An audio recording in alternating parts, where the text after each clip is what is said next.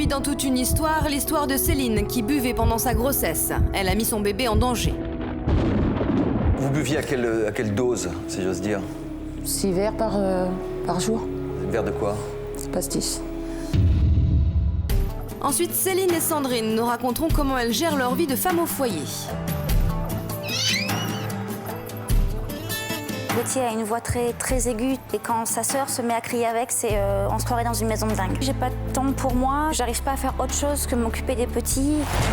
Enfin, Hélène de Fougerolles sera face au public pour nous raconter son histoire et son actualité. Je voudrais que vous me posiez une question à moi sur vous. Et que si j'arrive bien à répondre, j'ai le droit de venir m'asseoir à côté de vous. Non, mais Carrément. Je crois qu'elle est un peu amoureuse de vous. Ah bon, ou de vous? Oh Ninou.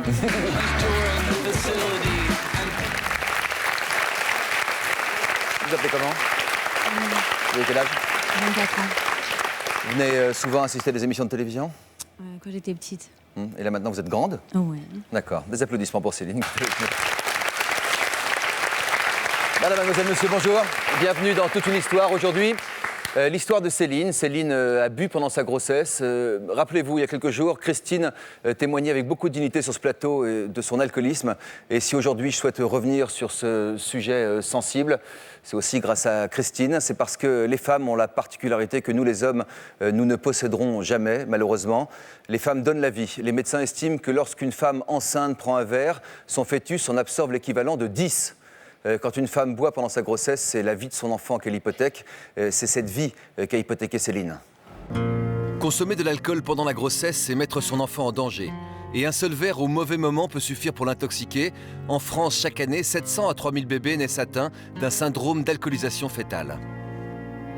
L'alcool passe au travers de la circulation de la maman, passe par ce biais-là au niveau du placenta, va passer dans la circulation du bébé.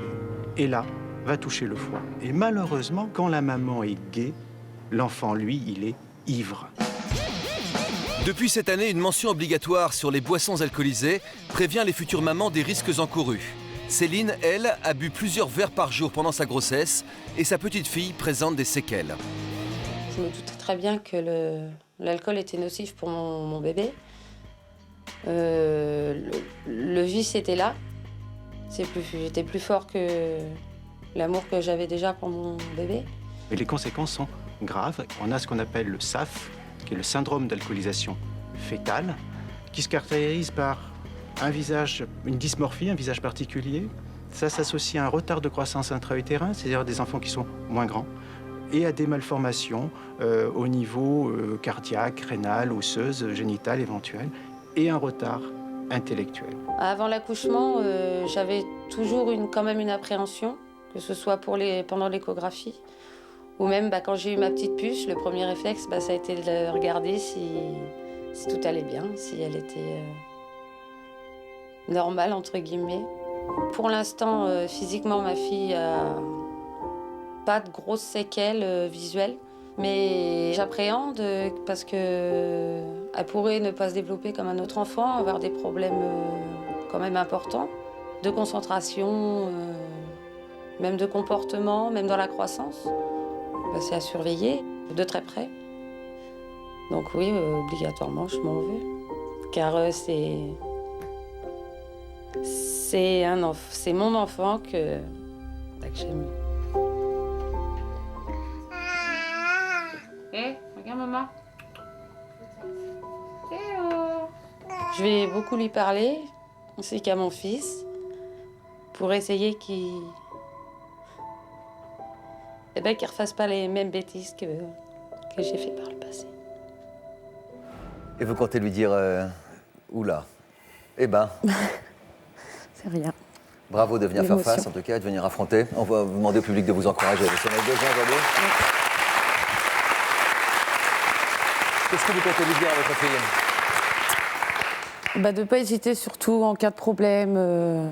Parce que moi, j'ai eu de gros soucis personnels. J'ai commencé à boire suite à une séparation. Et je me suis beaucoup renfermée sur moi-même. Donc, j'ai parlé à personne.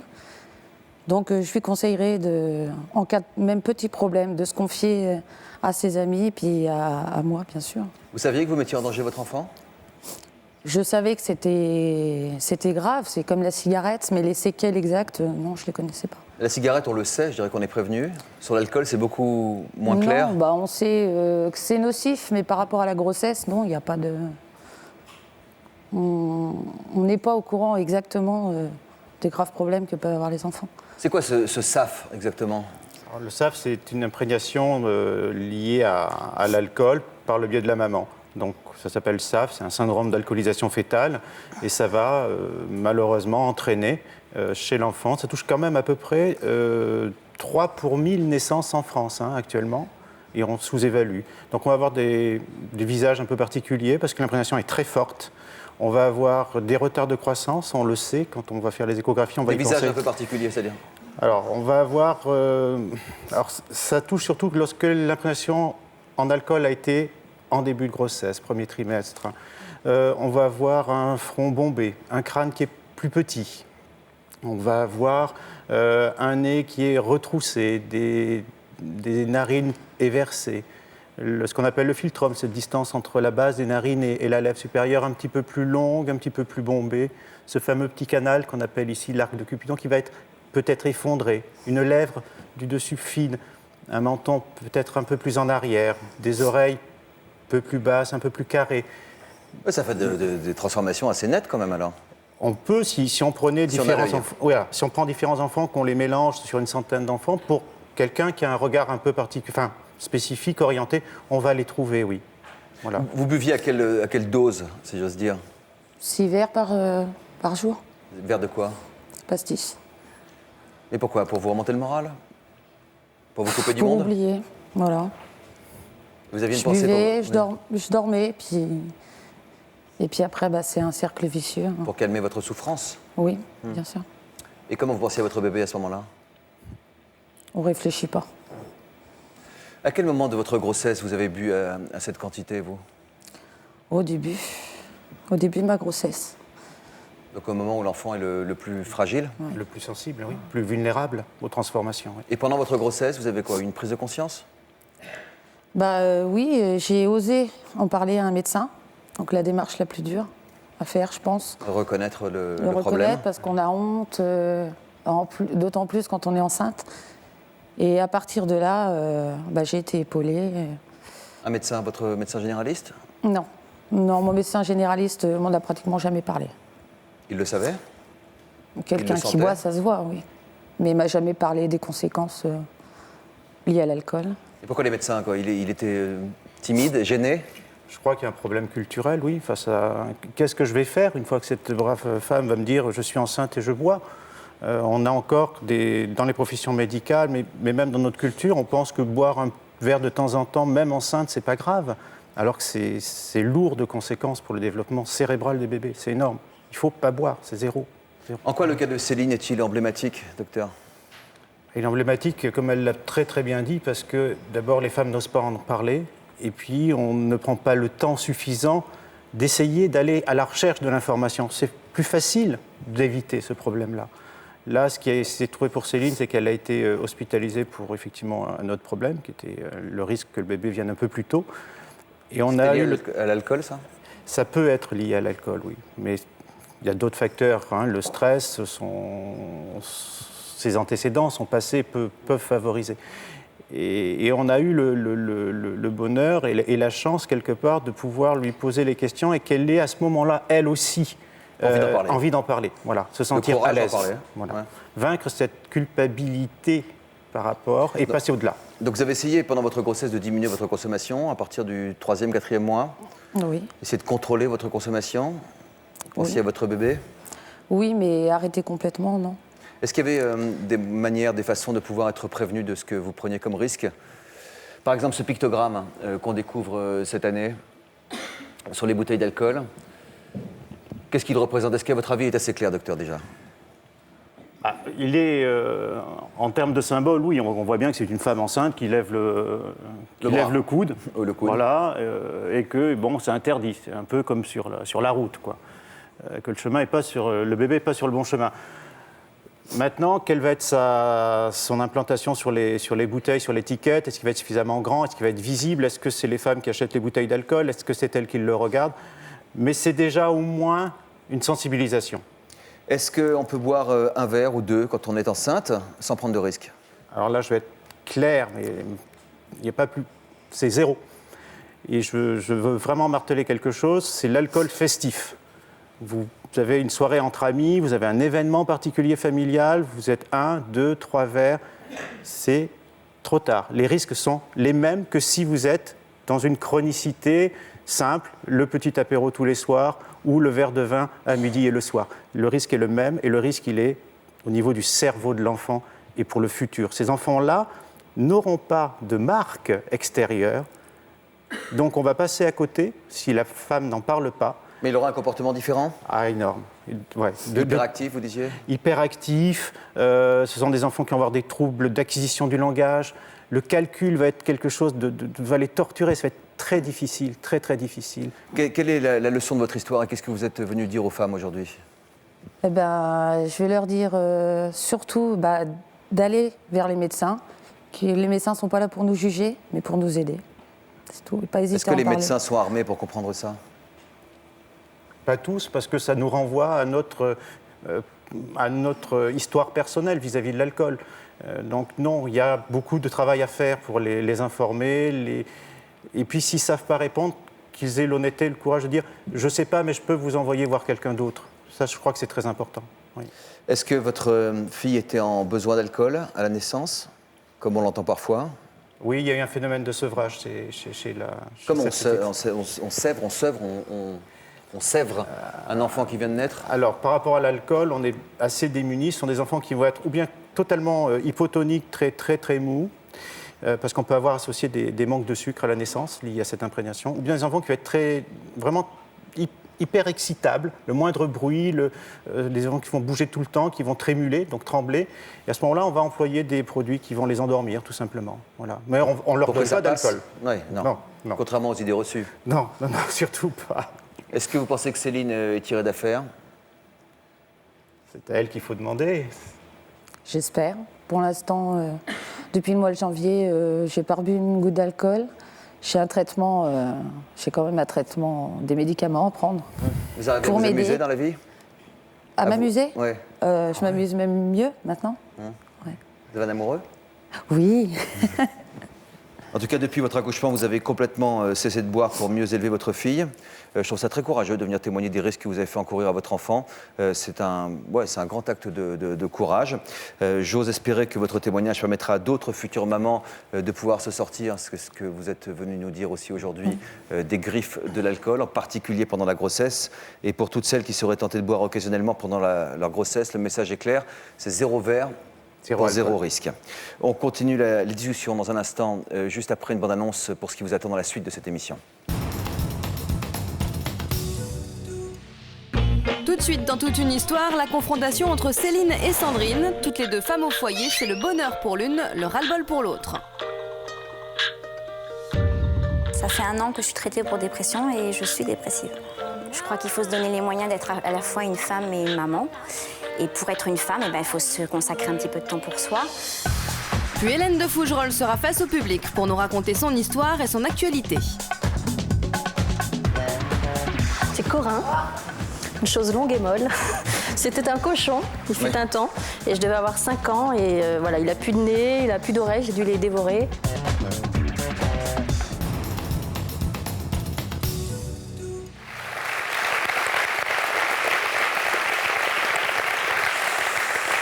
Bravo Céline en tout cas, merci d'être venue nous apporter ce témoignage. Vous vous sentez bien? Très bien, merci. Bon, très bien. Une autre Céline pour une autre histoire. Céline, l'autre, est une femme au foyer depuis 2 ans et comme le dit si bien la série américaine, elle est franchement désespérée.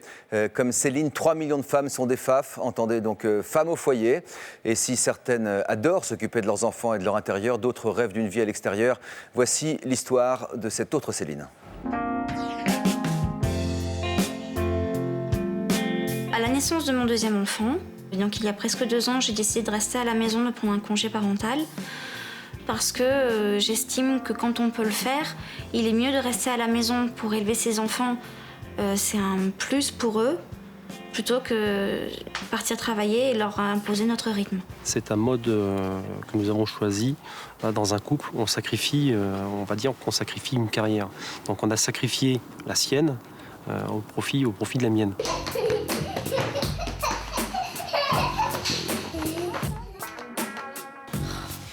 Va t'asseoir, Gauthier. Allez.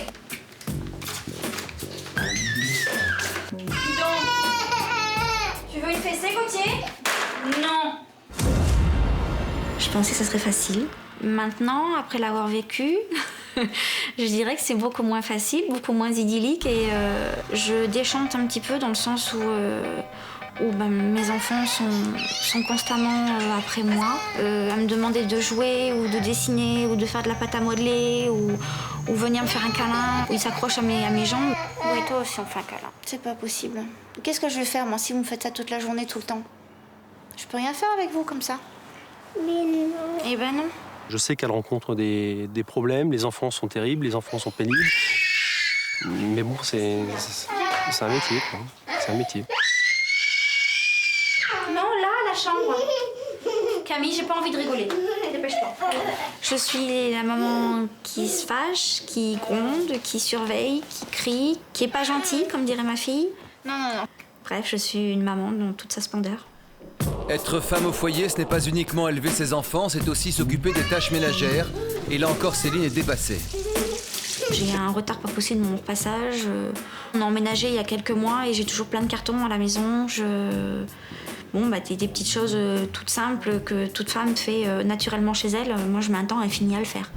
Céline n'arrive pas à faire face et cela se ressent dans son couple. Céline, j'ai du mal à la retrouver comme je l'ai eu avant qu'on ait les enfants. Je suis plus mère de famille que femme et épouse. Je me sens, non, c'est vrai, je suis pas bien dans ma peau, en fait. Oui, vous avez des enfants, vous avez un amoureux, vous êtes normalement heureuse. Vous ne pouvez pas être malheureuse, vous n'avez pas le droit d'être malheureuse, c'est ça, en fait, la pression qui est insupportable pour Céline, que je vous demande d'accueillir. Bonjour Céline, asseyez-vous. Quelle image vous avez de vous? Oh, ça, c'est une drôle de question. Une question trop dure? Je m'aime pas. Non. Je m'aime pas en tant que mère et pas en tant que femme. Comment ça se fait que vous craquiez à ce point? Que ce soit pas aussi idyllique qu'on pense que ça va l'être quand on va avoir des enfants, quand on est en amour? C'est bien au début quand ils sont tout petits, qu'ils font que manger et dormir. Et après? Après, c'est un petit peu moins bien quand il y a le caractère qui commence à se former, quand il y a la fatigue qui s'accumule, quand il y a le deuxième qui arrive et qui est pire que le premier. Bon. Vous avez l'impression que vous craquez plus facilement que les autres femmes ou que toutes les femmes craquent, mais simplement vous le montrez plus que les autres? Au premier abord, je dirais j'ai l'impression que je craque plus que les autres. En discutant, j'ai l'impression que finalement, on est assez nombreuses. Mais je ne sais pas dans quelle mesure elles craquent. Je sais pas... Je connais ma situation, je ne sais pas comment elles craquent. Enfin, est-ce qu'elles disent qu'elles craquent, mais est-ce que c'est vraiment à bout de nerfs ou est-ce que c'est juste, bon, je suis un peu fatiguée et voilà, quoi. Qu'est-ce qui est si difficile pour vous et qui est plus agréable ou plus facile à vivre par d'autres femmes?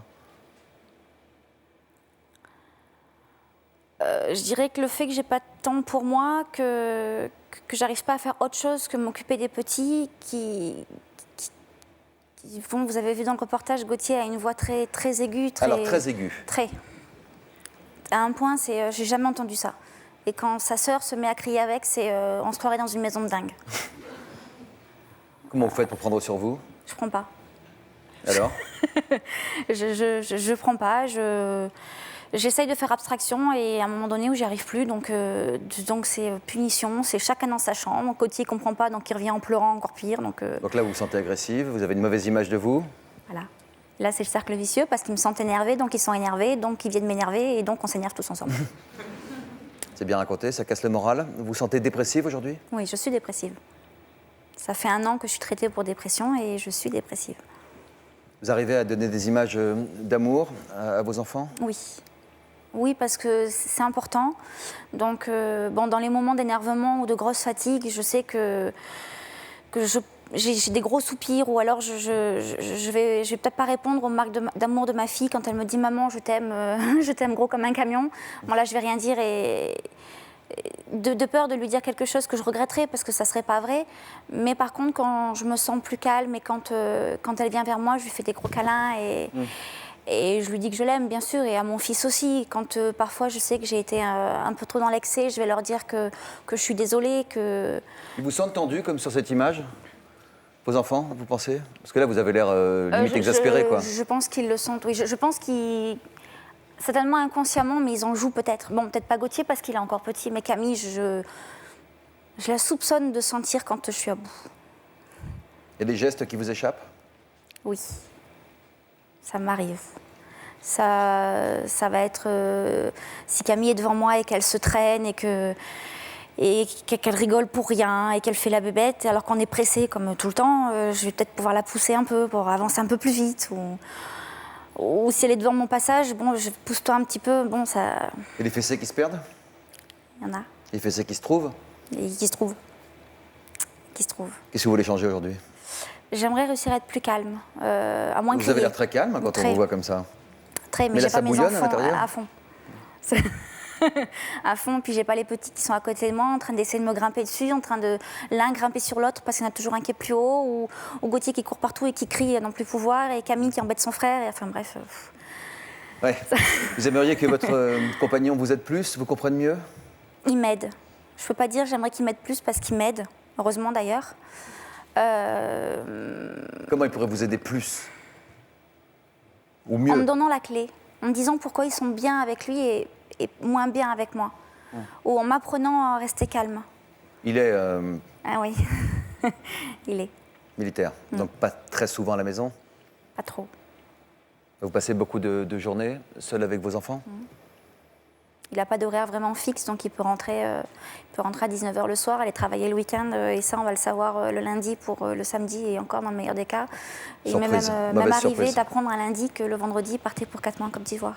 4 mois? Oui. En Côte d'Ivoire, en plus? Donc bon, c'est des surprises, quoi. Je l'ai voulu, j'ai signé, comme on dit. Qui peut vous aider quand il n'est pas là? Moi. Vous toute seule? Femme au foyer désespérée, c'est le bon terme? Oui, je crois. Je crois que ça me colle bien. Vous connaissez la série? Oui. Ça fait quoi? C'est quoi? Pourtant, je ne me connais pas hein, dans les... Ah bon? Non. Même pas laquelle? Non, je vois pas, parce qu'entre celle qui a tous ses enfants, mais sa maison, elle est nickel, son mari, il a le repas servi tout le soir et tout est parfait, ça, c'est pas moi du tout. Non, les autres, non, là, j'avoue, je vois pas. Envie d'aller voir ailleurs aussi pour essayer de vous changer la vie? Oui. Bon, il m'arrive de partir, de dire tu gardes les enfants, moi je m'en vais. Ça m'arrive régulièrement toutes les semaines quand je vais faire les courses. Je m'en vais à 14h et je rentre à 19h. C'est ma sortie de la semaine. Rien, je me promène. Je fais les courses et je reste 5 heures dans la grande surface en me promenant, en faisant tous les rayons. Moi, si ma femme me disait ça, je me dirais qu'elle a un amant. Et non. Non. Alors, on va regarder la suite. À force de tourner en rond chez vous, il vous est arrivé de ne plus supporter cette idée d'être femme au foyer. Donc, vous posez des questions et vous êtes, il faut le dire, hein, il faut l'avouer, on peut tomber dans la dépression. Je vis assez difficilement cette animation-là, le fait qu'il y ait toujours du bruit. J'ai pas franchement de temps pour moi toute seule et pour faire ce que j'ai à faire. À un moment donné, je me suis dit en fait qu'il fallait que je me prenne en main et que je me fasse suivre parce que c'était devenu infernal dans la famille en fait. J'ai du mal à reconnaître qu'on peut rencontrer de la difficulté alors que c'est pour elle, je veux dire, c'est que ça, elle fait que ça, que garder les enfants. Je suis allée voir donc un médecin, un psychiatre qui m'a diagnostiqué donc une dépression. Ça fait quelques mois maintenant que je suis suivie. Il m'a donné un traitement aussi médicamenteux pour m'aider à faire face en fait aux aléas en fait de mon quotidien. Les difficultés qu'elle éprouve dans l'éducation des enfants, on le ressent par cette forme de détresse. C'est vrai qu'il y a un appel au secours, mais presque, en disant stop, j'en peux plus, j'en ai marre, je suis débordé, quoi. Quelque part, je l'ai vécu un petit peu comme un échec parce que je me suis dit mince, il y en a plein qui ont plus d'enfants que moi. Elles s'en sortent très très bien, elles arrivent à tout gérer et moi j'en ai à peine 2 et je m'en sortais pas. J'aimerais que moi tout soit rose, j'aimerais J'aimerais que mes enfants ne connaissent pas en fait tous mes moments de faiblesse et bon, ça se passe pas comme ça pour moi, dommage. On pense dans l'avenir à ce qu'elle travaille, mais c'est encore en débat, quoi. À partir du moment où c'est un challenge qu'elle devait relever, en connaissant la difficulté, on ne renonce pas. Mais je pense que maintenant, il est temps pour moi de faire un petit peu autre chose. Je vais me donner les moyens de reprendre quelque chose au niveau professionnel. Oui, Eric, qui donc n'a pas pu être là pour ses raisons professionnelles, etc., donne l'impression de ne pas vous comprendre. Vous comprenez qu'il ne vous comprenne pas?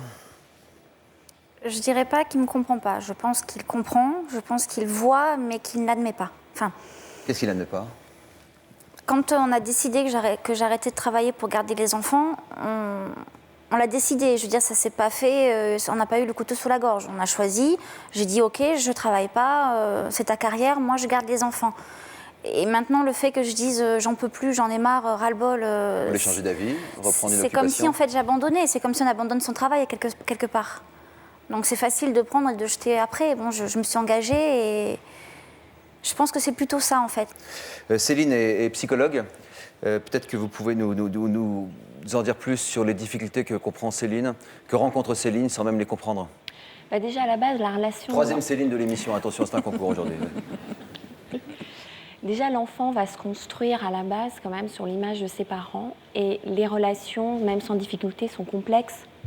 L'enfant va avoir des sentiments très contradictoires envers le parent. Donc c'est vrai qu'à partir du moment où le parent va avoir une souffrance, exprimée ou pas, l'enfant va avoir tendance à se sentir responsable. Même si petit? Ah oui, très très jeune. Très très jeune pour l'enfant, tout va tourner un petit peu autour de ça. Et c'est vrai que c'est pas évident pour l'enfant de... Il va se sentir comme ça un petit peu responsable. Et je perds le fil. Non, et comment recréer un lien de complicité avec sa fille de 3 ans? Après, 3 ans et demi. Après, il y a pas mal de solutions, effectivement. Il y a des petits conseils, comme par exemple déjà s'accorder du temps pour que la maman puisse retrouver une certaine disponibilité. Donc traîner dans les grands magasins entre 14h et 19h, par exemple? Par exemple, dans un premier temps, pourquoi pas, parce que la maman a peut-être besoin aussi de souffler. Il faut aussi peut-être créer des moments avec un des enfants, un moment favorable où il y aura un échange de plaisir, une notion de plaisir. Et aussi les maisons vertes, c'est un lieu qui est assez intéressant, qui a été créé par Françoise Dolto, qui est un lieu assez ouvert où les parents qui peuvent éprouver une difficulté de parentalité ou une souffrance, ou envie de rencontrer en fait des gens comme eux, parler, voir peut-être effectivement que c'est peut-être fréquent des gens qui dépriment à la maison. Et on peut aller se rendre dans des maisons vertes où les enfants jouent ensemble et on essaye de décoder justement cette relation. Ça pourrait vous aider, ça? Oui, je pense. Je pense, oui. Pour échanger des problèmes avec d'autres parents, puis de voir les enfants aussi s'amuser ensemble. Et ça permet d'être orienté ensuite par la suite. Je donne la parole à Leslie. Leslie, comme Céline, ça fait 2 ans maintenant que vous vous consacrez à votre enfant. Alors vous êtes heureuse? Oui, je suis heureuse d'être maman. Je suis gênée d'être au foyer. Gênée? Ouais, j'ai envie de souffler, j'ai envie de vivre moi aussi, d'avoir une vie sociale, puisqu'on parlait de ça. Enfin, on envie, nos maris, d'avoir une vie sociale, de parler d'autres choses que des couches, des pipis, des cacas, des dents. On a envie d'autres choses. Votre mari le comprend, ça? Ou est-ce qu'il a l'impression que... Oui, il comprend, il fait beaucoup de choses, hein, je ne peux pas dire pareil, il m'aide beaucoup, mais j'ai l'impression de toujours devoir en faire plus, puisque je me dis, je suis là, donc est-ce que je suis pas finalement, est-ce que je ne suis pas là pour ça aussi, pour m'occuper des tâches ménagères et de bien élever mon enfant. Par exemple, je sais que quand elle va me faire une crise, je vais avoir du mal à le supporter parce que je me dis, non, il ne faut pas que je rate ça. Quoi. Pour moi, il faudrait qu'elle soit parfaite parce qu'il ne faut pas que je rate. Quoi, en fait. Ouais, donc votre mari vous aide autant qu'il le peut, autant qu'il pense que c'est bien en tout cas. Mais enfin, vous nous avez confié avant l'émission que parfois il ne foutait rien et que c'était difficile de lui faire passer l'idée, en tout cas, que vous aviez besoin un petit peu plus de lui, quoi. Qu'il avait l'impression que vous aviez tout votre temps pour faire tout ça, quoi. C'est pas vraiment ça, parce qu'il m'aide beaucoup. Mais par exemple, il va rentrer du travail, je vais lui demander quelque chose. Pas de problème ce soir à la maison, c'est ça? Voilà, non, mais il va me dire, moi, je suis fatiguée, j'ai travaillé. Voilà. Et vous lui répondez quoi? Ah bah oui, moi j'ai rien fait. J'ai rien fait aujourd'hui. Un des complexes que vous avez, c'est le fait de ne pas pouvoir dire « moi aussi je travaille », de ne pas être reconnue comme travailleuse. Oui, c'est pas reconnu. Tout le monde est d'accord pour dire qu'être femme au foyer, c'est pas facile. Mais oui, mais tu es au foyer. Oui, mais tu as le temps. Oui, mais... Ouais, manque de reconnaissance sociale, manque de dialogue avec d'autres à l'extérieur. Vous vous occupez de vous à la maison, Leslie? Non, rarement en fait. Rarement. On est dans un cercle vicieux dont on a envie de sortir et on ne nous donne pas les moyens de nous en sortir. Une tendance à se laisser aller un peu? Bah oui, forcément, puisqu'on est à la maison, donc... Non, on pourrait essayer de se dépasser. Oui, oui, mais bon... Tendance à quoi? Le petit jogging, on oublie un peu le maquillage. Parlons franchement. Un petit peu, oui, un petit peu, mais voilà. On a envie de sortir, on a envie de choses, moi j'ai envie d'une vie sociale et tout ça, mais je me sens rabaissée par la société, je me sens pas aidée. Par exemple, je veux travailler, mais j'ai pas le droit d'avoir une place en crèche tant que j'ai pas de contrat de travail.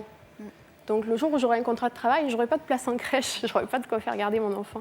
Donc on m'a conseillé dernièrement à la NPE de mentir carrément et de se dire de ne pas dire que j'ai un enfant, carrément.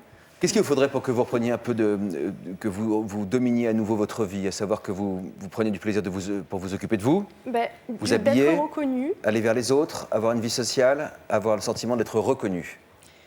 Je voudrais du temps pour moi. Qui est une structure, qui est des crèches, qui en ait plus, quelque chose ou quelqu'un qui m'aide à souffler, plus que mon mari ou ma famille.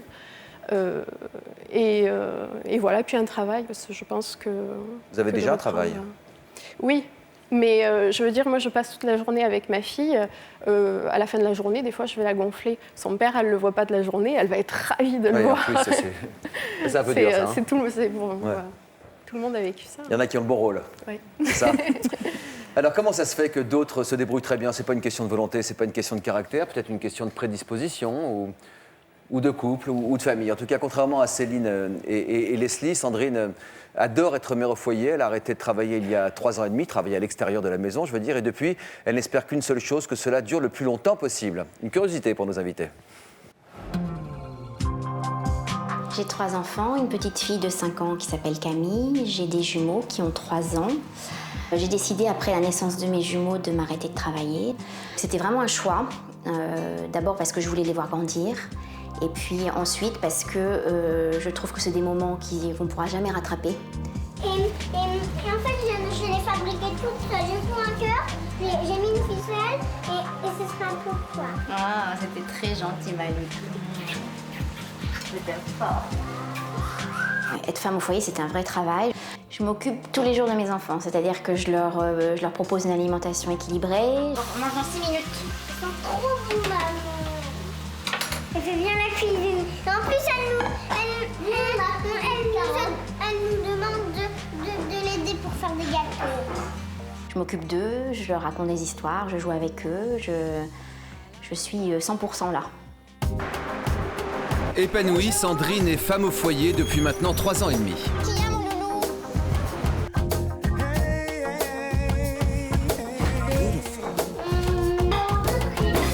Et il y a tout le quotidien qui finalement est peut-être un petit peu routiné pour certaines, mais pour lesquelles moi je suis très, très satisfaite. Si Sandrine se plaît dans son rôle de femme au foyer, c'est aussi parce qu'elle a su garder une vie sociale. Vous avez comme ils ont changé? Et 2 mois. Et maintenant, miracle, ils sont propres. Elle est propre, elle aussi. Ouais. Donc ça va. À 1 semaine près. Je me rends compte que femme au foyer, ça veut rien dire, qu'on en fait ce qu'on veut. C'est une vraie liberté. Et cette liberté, je l'ai mis à profit pour rencontrer des gens et pour faire plein de choses pour moi. Avec un mari cadre financier dans une banque, Sandrine a les moyens de s'offrir cette liberté. 2 fois par semaine, par exemple, elle a des cours de danse. Mon mari gagne suffisamment bien sa vie. J'ai des babysitters qui sont à côté. Je me suis fait aider par quelqu'un qui me fait un peu de repassage, un peu de ménage de temps en temps. Donc toutes ces contraintes un peu difficiles à gérer, je les gère beaucoup plus facilement que toute autre personne. D'accord, ça marche. Bon, bonne journée. la maison, je vis à 200 à l'heure. Et j'imagine pas une seule seconde avoir eu le temps d'avoir un métier. Par contre, la reprise du travail m'angoisse. Tout simplement parce que j'ai peur de l'organisation, j'ai peur du rythme. Et dans une journée, il n'y a que 24 heures. Et que ma vie professionnelle, mes enfants, mon mari, moi, eh ben, ça ne va pas rentrer dans 24 heures. Ou alors je ne dors pas, au choix. Et c'est ça qui m'angoisse, ouais, c'est ça qui m'angoisse. Vous pensez qu'elle a des choses à nous apprendre, Sandrine? À vous apprendre? Oui. Oui, je suis curieuse de savoir son organisation, savoir comment c'est réglé, comment elle fait pour tout faire. On va accueillir Sandrine, s'il vous plaît.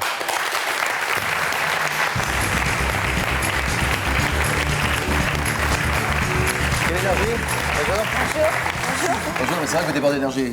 Alors, oui, Céline se pose beaucoup de questions. Qu'est-ce que vous avez à lui apprendre? Est-ce que c'est une question de caractère? Est-ce que c'est une question d'organisation?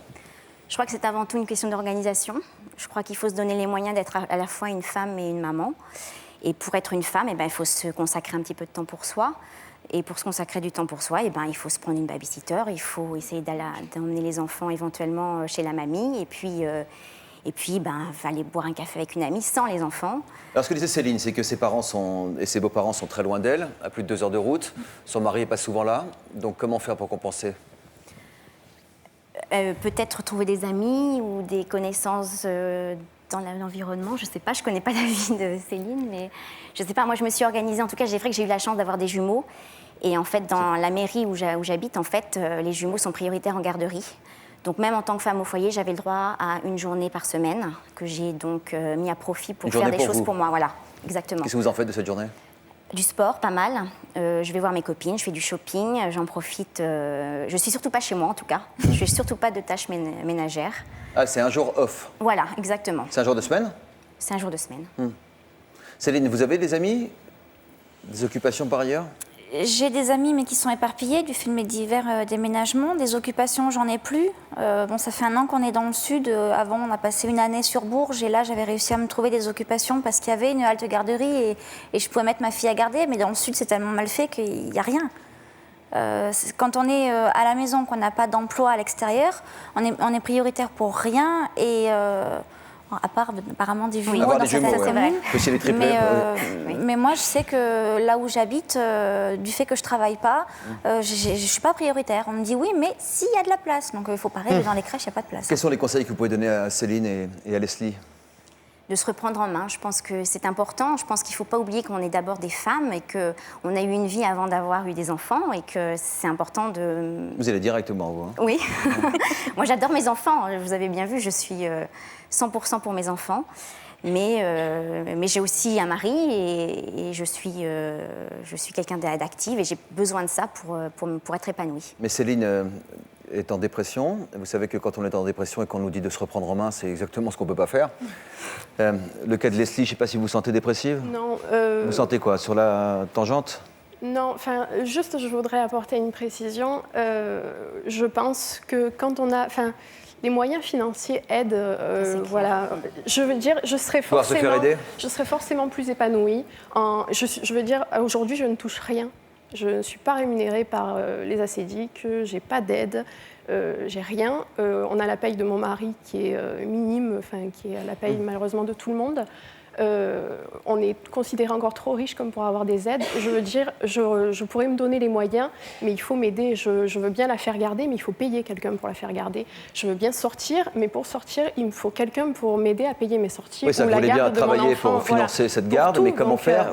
Qui va garder l'enfant pendant ce temps-là? Donc, vous l'avez très bien précisé dans le reportage. Hein, c'est aussi... Même si on veut, il y a aussi... J'ai l'impression que ça ne tient pas à grand-chose. Si on a une demi-journée ou une journée où on peut se retrouver, juste une petite rupture, ça peut suffire. Ça peut suffire. Et puis, il faut se donner les moyens. Enfin, moi, je sais que je suis très sportive et je sais que ça m'aide à gérer mes enfants. C'est-à-dire que moi, j'ai 3 petits. J'ai Camille qui a 5 ans et mes 2 qui ont 3 ans. C'est tonique, ils sont très toniques. Et sans ce sport, je vois bien, quand j'ai une semaine sans sport, je gère beaucoup moins bien mes enfants. Vous faites du sport, Céline? J'aimerais.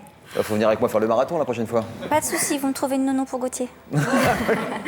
Ça dépend dans combien de temps on le fait, oui. Mais toute la question, c'est effectivement de se faire aider. On a l'impression qu'on est un peu dans un cercle vicieux. C'est tout à fait ça.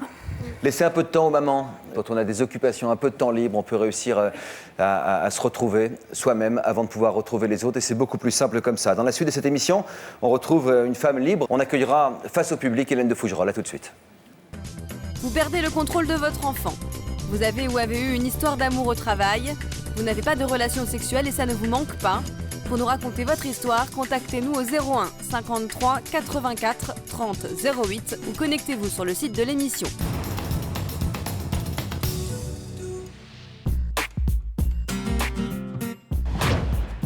Prochainement dans Toute une histoire, l'histoire de 3 petits garçons surdoués. Loïc qui est passionné par les mathématiques. Mes parents, ils aiment pas ça. Je sais pas pourquoi, je trouve ça cool. Jonathan, un amoureux du volant qui aime gagner. Battre papa, c'était vraiment un grand rêve. Et le jour où j'y suis arrivée, je dois rêver. Et enfin Bellel, pour qui les échecs sont un jeu d'enfant. Échecs et maths. Mais les parents peuvent-ils suivre? C'est difficile à gérer un enfant quand même qui en sait plus que nous. Un jour il est parti, il m'a dit bon ben ciao, au revoir. Je suis resté derrière. Je me suis dit bon maintenant il va falloir bosser parce qu'il faut que j'essaie de le tirer le plus haut possible, quoi. Et puis l'histoire d'un miraculé, Vincent. Il escalade un pilier électrique et se retrouve projeté à terre par 25 000 volts. Aujourd'hui, il est devenu pompier. Les pompiers m'ont sauvé la vie. Et quand je vois ce qu'ils ont fait avec moi, je me dis que je pourrais faire pareil avec des autres personnes. Puis c'est Nadia qui racontera son histoire face au public. Le sport a été une école de vie importante pour moi et pour mon métier. Ça a permis de me dépasser en fait.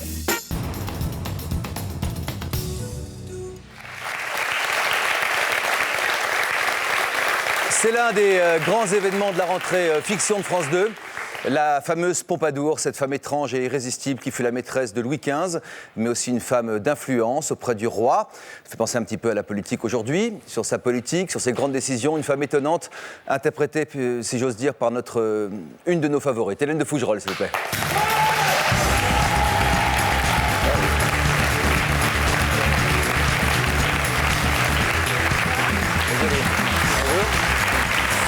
Enchanté. Attention Hélène, vous asseyez pas sur n'importe qui. Sur une bestiole. Alors cette Pompadour, quel rôle? Assez incroyable, c'est un rôle de rêve pour une femme, non? Pour une actrice, ouais, parce qu'il y a vraiment plein de choses à faire, autant au niveau des costumes, du décor, de vivre un moment comme ça, et puis son influence. Son influence, et puis toutes les émotions, enfin les choses qu'elle a vécues, c'est sur toute sa vie, donc ça va de l'âge de 20 ans à 42 ans, je crois, et elle est morte. À 43. 43 malade, voilà. Et qu'est-ce qu'elle a partagé véritablement avec le roi?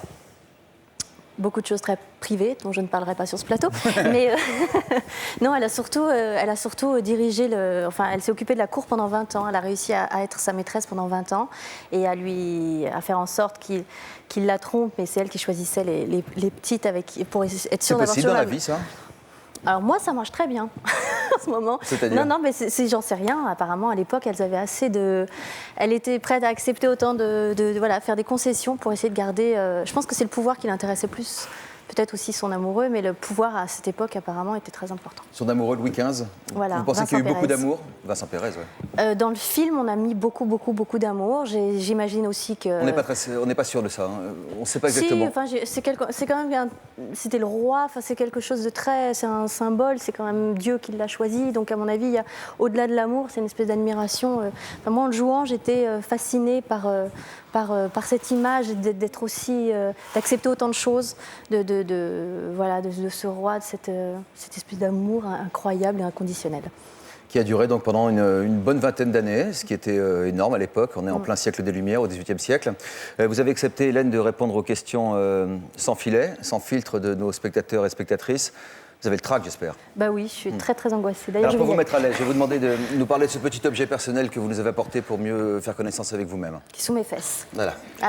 C'est Corin. Une chose longue et molle. C'était un cochon, il fut un temps, et je devais avoir 5 ans, et voilà, il a plus de nez, il a plus d'oreilles, j'ai dû les dévorer. Il vous accompagne? Une petite queue.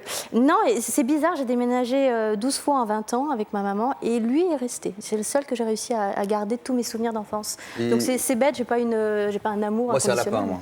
Voilà. Et vous, un petit cochon, c'est bizarre? Ouais, un goret. Un petit cochon. Un porc. Il a suivi la génération d'après? C'est-à-dire? C'est parce qu'il a été transmis à votre petite fille, oui.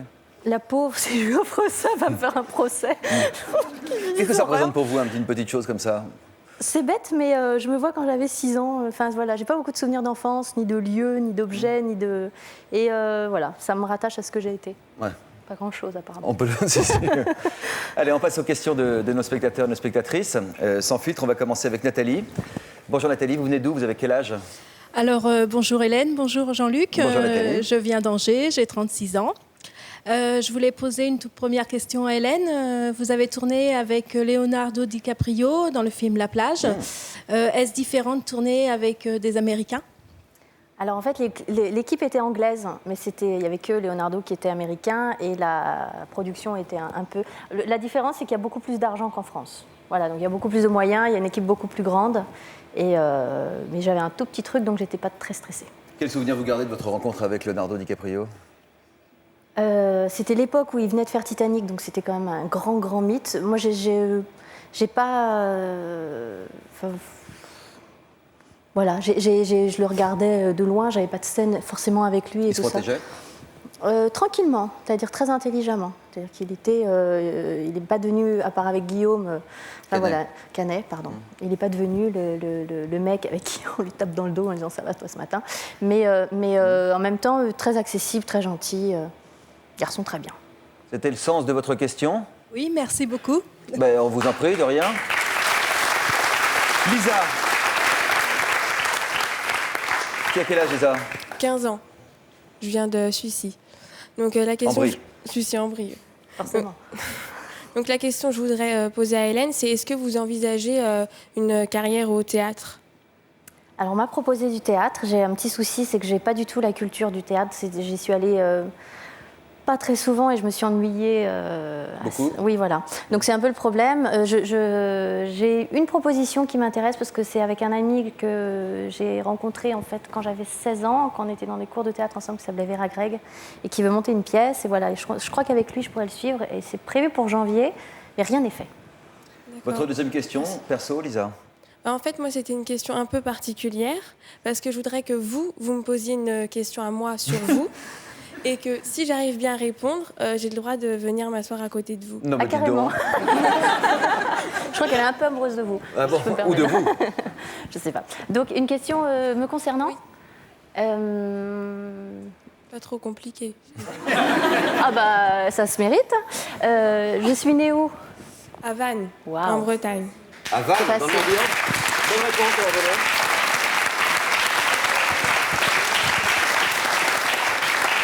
Ça vous est venu comment, cette idée?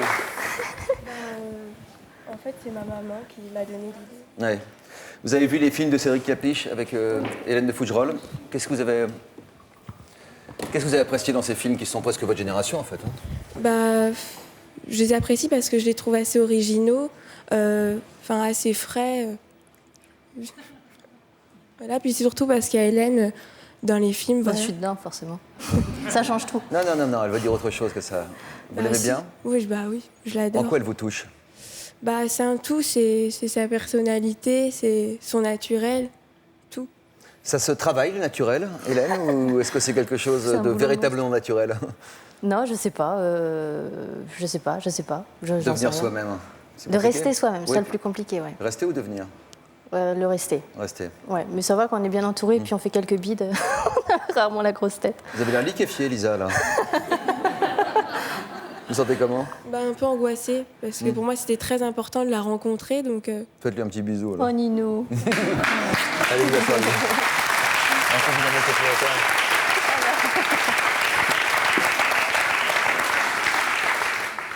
Oh, elle est toute rouge en plus. Quel culot, dites donc. C'est bien. C'est bien, il en faut dans la vie. Nous donnons la parole à Paola. Bonjour Paola. Bonjour Jean-Luc. Bonjour Hélène. Hélène, vous avez accepté d'être la marraine de l'association Marie Rêve et Espoir qui réalise les rêves d'enfants. Pourquoi avez-vous accepté de soutenir cette association-là en particulier? Alors, j'ai reçu une lettre, en fait, il y a un peu plus de 6 mois, qui demandait rien de particulier, juste de les aider à se faire connaître et à réaliser les rêves des petits qui sont malades. Et je leur ai dit, mais comment je peux vous aider? Moi, je sais pas. Et voilà, juste en parlant dans des émissions ou en emmenant les enfants, peut-être. Alors, je les ai emmenés sur la Pompadour, sur le tournage, ils sont allés dans les carrosses. Et, avec les costumes, ça doit être génial. Voilà, mais ils ont adoré ça, puisqu'on était vraiment. Voilà, donc ils étaient plongés là-dedans. Je me suis dit, si ça peut aider un peu. Et ils ont été tellement contents. Et voilà, et en fait, c'était une demande qui était tellement simple et très très bien enfin voilà, une demande toute bien Simple, faite. Et, direct. voilà, et voilà, je me suis dit, je ne sais pas si j'aurai le courage, parce que j'ai un peu peur de me retrouver confrontée au petit malade, et je ne sais pas si je tiens la route, parce que je suis assez sensible Ça, vous et avez peur de pas quoi, très courageuse. De pas j'ai beaucoup de mal à... Je ne suis pas très courageuse, je pleure pour un rien. Ils sont beaucoup C'est pas plus... une question de courage, c'est une question de sensibilité. Voilà, aussi. Mais je suis incapable d'affronter certains trucs, notamment la réalité en général. Et donc là, je vais être en plein dedans. Mais voilà, je vais voir si j'y arrive. Bonne chance. Merci. Myriam. Vous venez d'où, Myriam? De Toulouse. Toulouse. Toulouse, bonjour Hélène, Bonjour. bonjour Jean-Luc. Alors la question est la suivante.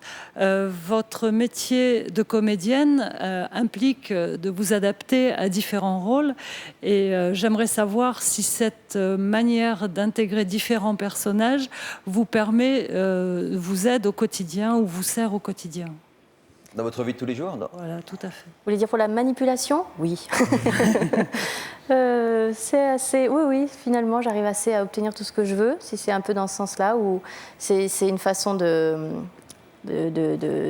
un peu la personne qu'on a envie qu'on soit. Non, c'est de me retrouver face à des personnes pour obtenir n'importe quoi. Je vais à la poste et je veux que ça aille plus vite ou des choses comme ça. Faites comment? Donnez-nous des trucs. Je suis très gentille, donc Ouais. on a rarement du mal à dire non à quelqu'un de très gentil. Au pire, je me mets à pleurer, et là, les gens sont paniqués. Donc effectivement, un peu comédienne. Je dirais quelque part que c'est de la diplomatie finalement. Plus que de la manipulation? C'est encore différent la manipulation. C'est un petit peu quoi, vous disiez? La diplomatie. Ah, je sais pas. On va donner la parole à... Tu voulais dire autre chose? J'ai l'impression que tu avais une petite frustration. Non, pas du tout, mais juste dire à Hélène qu'elle reste comme elle est et que c'est vraiment une superbe actrice. Voilà. La Pompadour, merci d'avoir été avec nous, Hélène, ambassadeur du public. C'est même ça? À demain. Merci. Allez, passez devant.